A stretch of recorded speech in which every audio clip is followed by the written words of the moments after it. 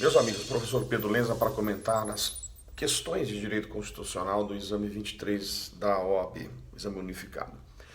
De modo geral, a gente percebeu uma prova que fugiu um pouco da normalidade, algumas questões que não vinham sendo perguntadas, temas que não tinham uma tradição de cair. Houve também uma mudança na quantidade de questões de ética, o que realmente se mostra bastante complicado, muito embora dentro das regras do edital, porque havia uma tradição, um histórico que fazia com que os alunos tivessem uma expectativa de estratégia de preparação para a prova.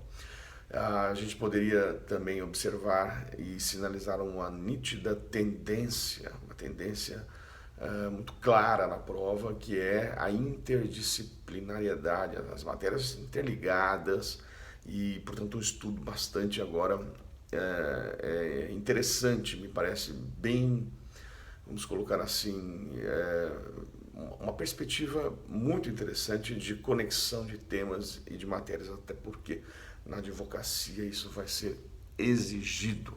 E dessa forma não basta mais uma preparação muito simples. A preparação, por exemplo, de ordem tem que ser extremamente séria, cuidadosa e responsável. E comentamos então a primeira questão da prova tipo 1, que trata, vamos olhar aqui, né, da remoção de tribos indígenas pelo governador em razão de uma epidemia e a ratificação dessa remoção pelo parlamento local. Bom, este ato é inconstitucional, ela viola a Constituição. O ato do governador afronta a Constituição e a resposta está na literalidade do artigo 231, parágrafo 5º. Há uma tendência, e isso tem sido visto nos concursos em geral, de valorização da ordem social. E aqui se repetiu isso. Então, portanto, a literalidade do 231, parágrafo 5º, que diz ser vedada a remoção dos grupos indígenas de suas terras. Essa vedação, contudo, não é absoluta, porque se admite ad referendum do Congresso Nacional, então, portanto, deveria haver essa necessidade de controle político pelo Congresso Nacional em casos de catástrofe ou de epidemia que põe em risco a população. E por isso o controle, o referendo, teria que ter sido feito pelo Parlamento Federal e não pela Assembleia Legislativa. Assim, a resposta correta a esta questão 11 da prova 1 é a letra D. O governador não agiu em consonância com o sistema jurídico constitucional brasileiro, posto que, no caso, as autoridades estaduais não poderiam ter decidido de modo conclusivo pela remoção das tribos. Era uma questão sem muita complexidade, que bastava o candidato conhecer a literalidade das disposições sobre índios, artigo 231. Professor Pedro Lenza para comentar a questão número 2 da prova de Direito Constitucional, exame 23. Questão não muito comum, uma questão que não seguiu uma tradição, uma questão que envolvia, de modo específico, o direito eleitoral. E isso sinaliza uma tendência. Eu tenho sentido que o direito eleitoral vem ganhando uma força muito grande, especialmente com a perspectiva futura de termos uma cadeira de direito eleitoral nas universidades. É uma tendência, inclusive, para efeitos do papel do advogado. E esta questão, ela seria respondida com a simples leitura do artigo 14, parágrafo 10 da Constituição, que trata da ação de impugnação de mandato eletivo. O 14.10 diz que o mandato eletivo poderá ser impugnado ante a Justiça Eleitoral, define a competência de julgamento no prazo de 15 dias contados da diplomação e instruída a ação com provas de abuso do poder econômico, corrupção ou fraude. E o caso era uma ação de impugnação de mandato eletivo. Vamos colocar assim, apenas a a crítica que se coloca a esta questão é que na Constituição não se define o legitimado ativo. Isso está na lei. E, portanto, a única dúvida que poderia o candidato ter era essa, muito embora as alternativas não questionassem sobre legitimação ativa. Mas a resposta estava explícita no 14, parágrafo 10. Isso quer dizer, justiça eleitoral, prazo 15 dias e fundamento, provas de abuso do poder econômico. Portanto, a resposta correta é a letra B de bola. E olha que interessante que se percebeu nessas provas de direito constitucional. Você tinha, dentre as 4 alternativas, normalmente 2 que geravam dúvida e 2 que não tinham nada a ver.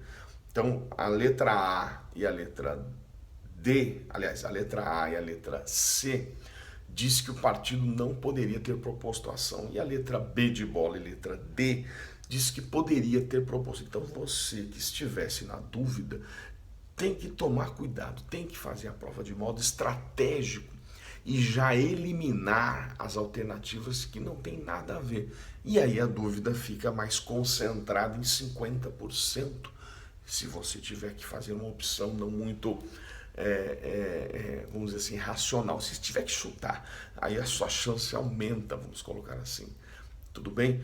Então, uma pergunta que, muito embora não usual, sinalizou uma tendência de interdisciplinariedade, matérias correlatas, e uma perspectiva nova de fortalecimento do direito eleitoral. Mas, contudo, esta questão seria resolvida facilmente com a leitura do 14, parágrafo 10. Professor Pedro, para comentar a questão 13 da prova tipo 1 do exame 23 da OAB, exame unificado, uma questão essa agora simples, sem muita complexidade, daria para ter sido resolvida, encontra fundamento na literalidade do artigo 210, parágrafo 1º da Constituição. Então a questão diz que o Leonardo matriculou os 2 filhos dele numa escola pública municipal, e essa questão é importante, escola pública municipal, e ele foi surpreendido ao tomar conhecimento de que os filhos estavam tendo aulas regulares como disciplina obrigatória de uma religião de orientação cristã.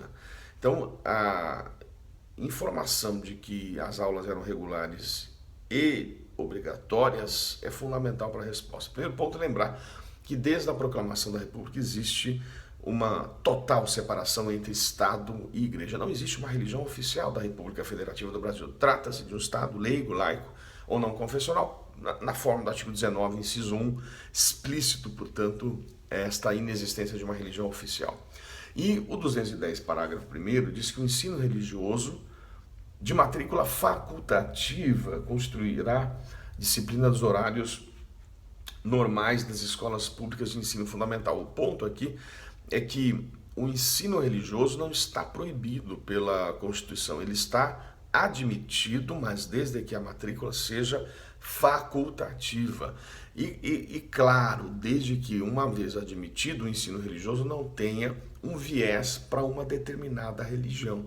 Este é o ponto, já que o Brasil não tem uma religião oficial. Deu para entender, gente? Então, uma resposta, uma questão simples que daria para ter sido resolvida com tranquilidade.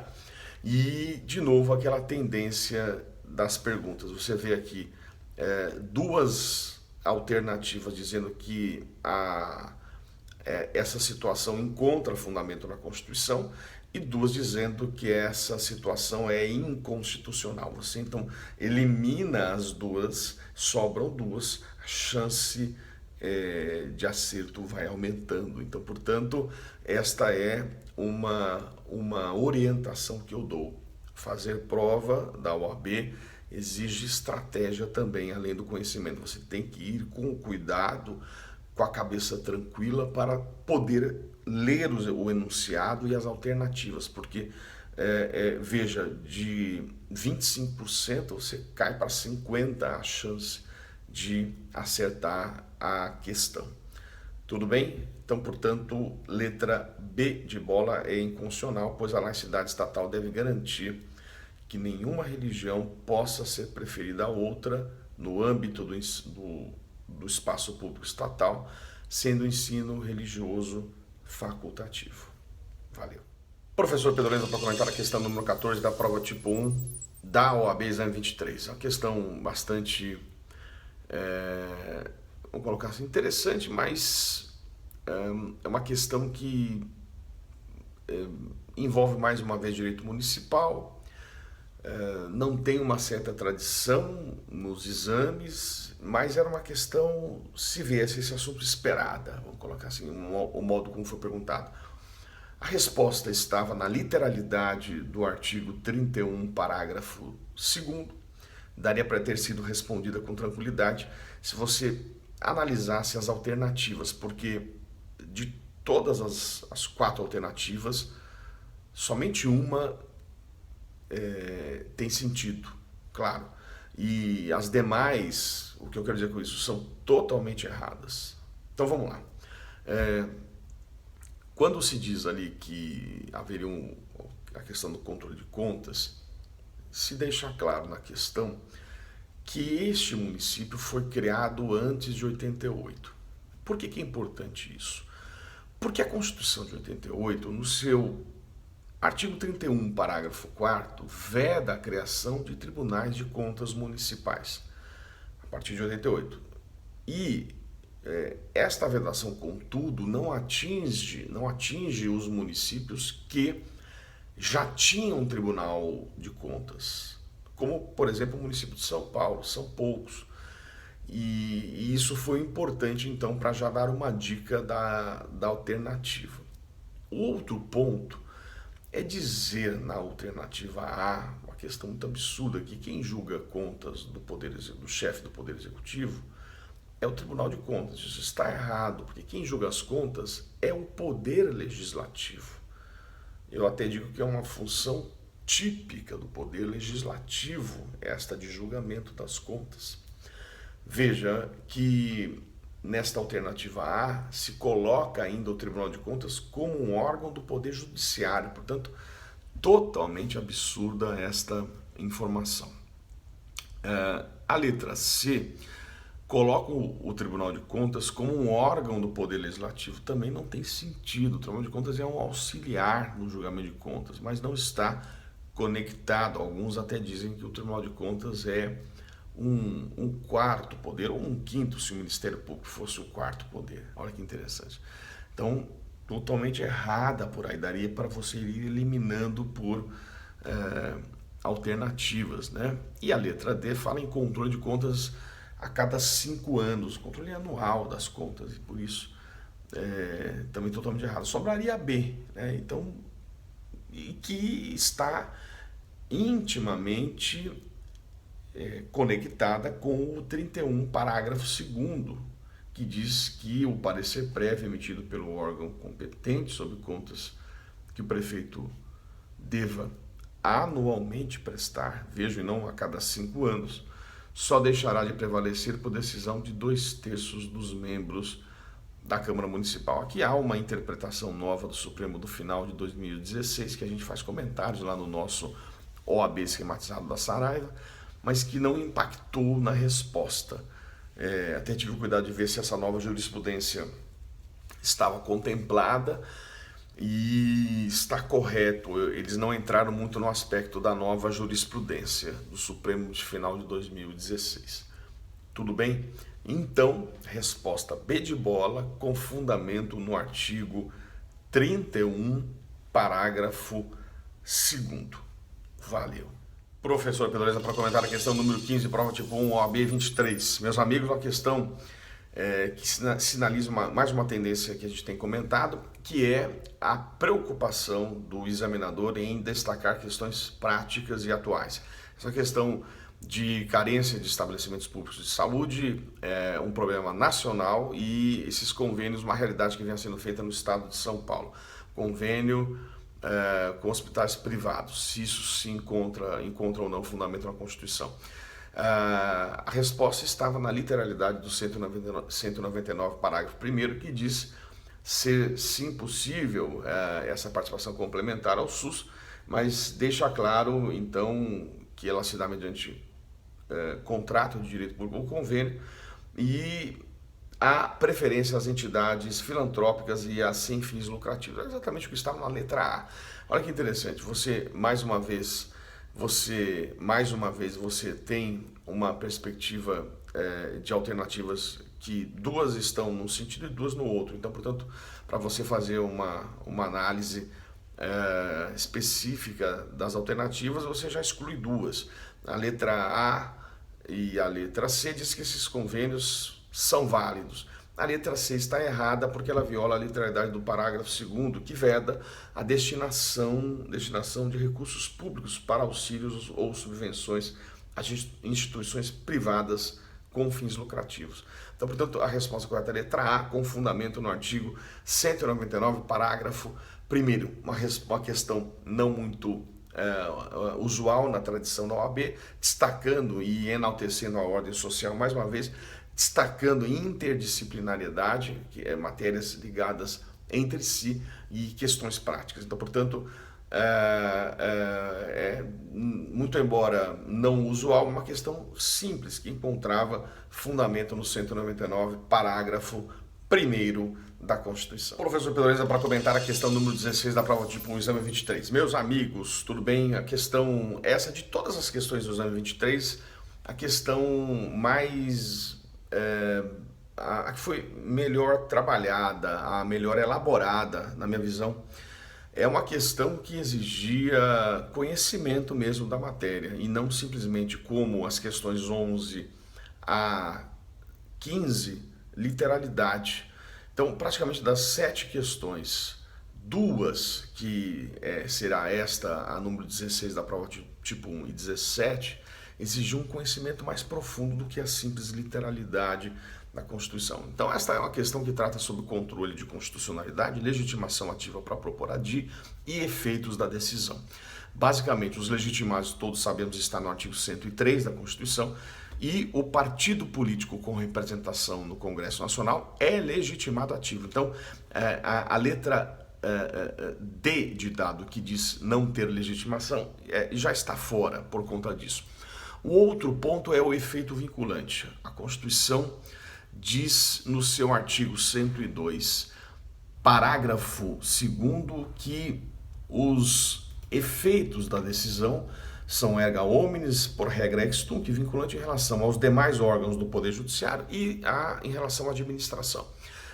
Devemos deixar claro que o Poder Legislativo não está atingido pelo efeito vinculante de uma ADI, na função típica de legislar. O Poder Legislativo pode editar, inclusive, uma lei com conteúdo idêntico àquela que for objeto da declaração de inconstitucionalidade. Isso tem sido uma realidade, inclusive, para a mudança de entendimento, como a questão que se vislumbra em relação à proibição do fumo, que está em debate no Supremo. Ou seja, o Supremo interpreta de um jeito, o Parlamento insiste em editar uma lei com conteúdo idêntico, é proposta uma nova ADI, e na nova ação o Supremo muda de entendimento. Seja porque houve uma superação, uma mutação constitucional, uma mudança no sentido interpretativo, porque houve uma nova composição, ou uma evolução da própria sociedade. Então isso é perfeitamente possível e bem-vindo, sob pena, já dissemos isso em todos os momentos que a gente fala do tema de fossilização da Constituição, de petrificação. O parlamento tem que ter esta possibilidade de poder evoluir. E, portanto, o efeito vinculante não atinge o próprio Poder Legislativo na função típica de legislar. E assim, a letra A está invalidada.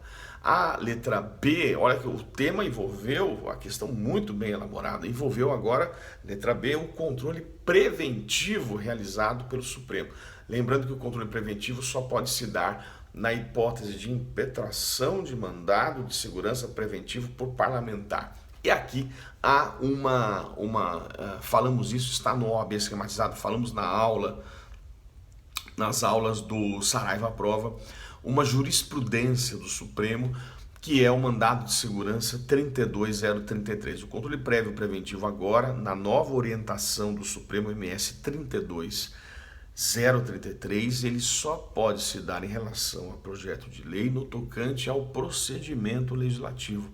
não mais em relação à matéria, ao conteúdo, sob pena de o judiciário estar antecipando o debate político que é feito no próprio parlamento. Então, por esse motivo, a letra B está errada quando permite esse controle preventivo sobre a matéria. Tanto é que no enunciado foi muito inteligente o examinador ao destacar que o vício no primeiro controle era material e aqui estaria sendo realizado o controle material de projeto de lei, o que não se admite em relação a projeto de lei. Nessa jurisprudência se admitiu o controle preventivo de matéria somente em relação a PEC, proposta de emenda, manifestamente violadora de cláusula pétrea. Tudo bem? E aí a resposta correta é a letra C de casa. A decisão no primeiro julgado não vincula o Poder Legislativo ou o próprio plenário do Supremo, que pode evoluir a jurisprudência que havia sido tomada. Então a questão de todas as questões, a melhor elaborada, bastante profunda, exigia conhecimento do candidato. Isso mostra que a OAB não está de brincadeira, ela tem sido muito exigente em termos de conhecimento e essa questão é um exemplo disso. Parabéns aí para o examinador, muito profunda, muito profunda. Valeu. Professor Pedro Lenda para comentar a questão número 17, prova tipo 1, exame 23 da OAB. Meus amigos, essa questão não foi usual, uma questão bem interessante, mas que destacou mais uma tendência, que é a tendência de estudo interdisciplinar. E aqui envolveu um assunto de direito eleitoral, assim como aquela questão tratando da ação de impugnação de mandato eletivo. Ah, professor, mas são assuntos de direito eleitoral que estão na Constituição, exatamente, mas no fundo, quem daria um aprofundamento sobre esta aula seria o professor de direito eleitoral. O que eu tenho dito tem sido uma tendência à valorização do direito eleitoral. Então, o que aconteceu? A lei orgânica do município Z, que tem 70 mil habitantes, o município, dispõe que o Poder Legislativo deverá fixar o número de vereadores. Então, é como se a lei orgânica tivesse delegado para a Casa Legislativa daquele município a fixação do número de vereadores. E a Câmara Municipal, por resolução, fixa em 13. Bom, você poderia estar pensando, será que eu tinha que ter decorado aquela tabelinha do 29, inciso 4, alíneas A até, deixa eu conferir aqui, A até X, que estabelece faixas de número de vereadores?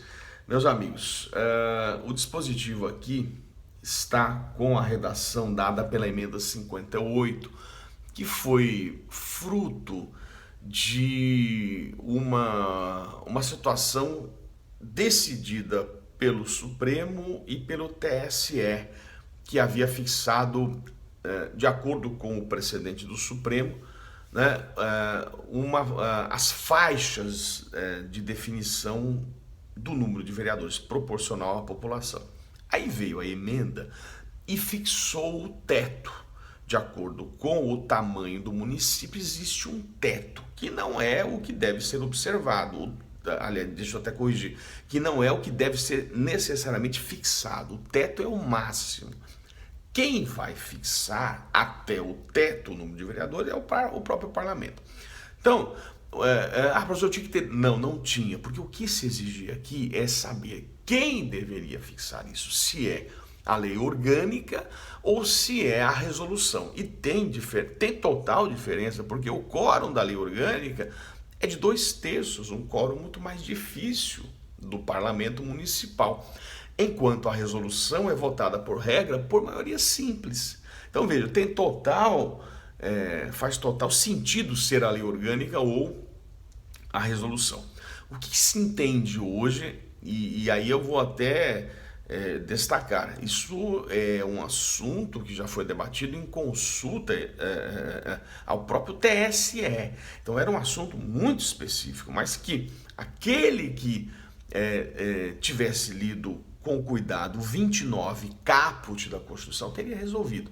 Então o que diz o 29 caput? Que o município reger-se-á por lei orgânica, e continua lendo, observados os seguintes preceitos, e vem o inciso 4. Então, o que se entende? Quem fixa o número de vereadores é a lei orgânica do município e não a resolução. Esse é o ponto.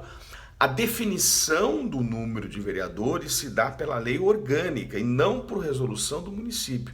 Então, quando na alternativa diz que a lei orgânica determinou o município fixar por resolução, aí está a inconstitucionalidade da lei orgânica, que não poderia ter delegado para a resolução, por conta do quórum e da própria literalidade do caput do 29. E a resolução, quando fixou o número, ela se caracterizou como um ato normativo primário, porque regulamentou a Constituição e que violou a Constituição. E por isso que a alternativa A está correta. A lei orgânica e a resolução são inconstitucionais. A resolução é ato normativo primário na hipótese aqui, porque ela disciplinou e regulamentou originariamente a Constituição. Esse é o ponto. Veja, a letra B. Como ato normativo secundário, a resolução não pode ser objeto de controle.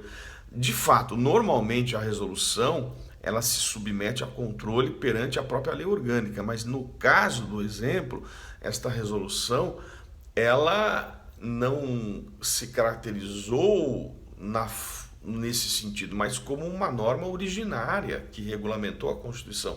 Por isso, a resolução é inconstitucional no exemplo. Perceberam? Veja aqui, diz que a lei orgânica é inconstitucional. Não, o papel de definição é da própria lei orgânica. Essa questão vamos dizer assim, difícil, específica de direito constitucional eleitoral, mas que poderia ter sido resolvida com tranquilidade na leitura do 29 caput. Tudo bem? Concluindo nesta última análise, eu não vejo nenhuma hipótese de recurso para as questões de constitucional. Não vejo nenhuma hipótese. Todas as questões estão perfeitas e não tem como criar uma expectativa de que serão anuladas. Tudo bem? Professor Pedro Lenza, muito obrigado. Valeu.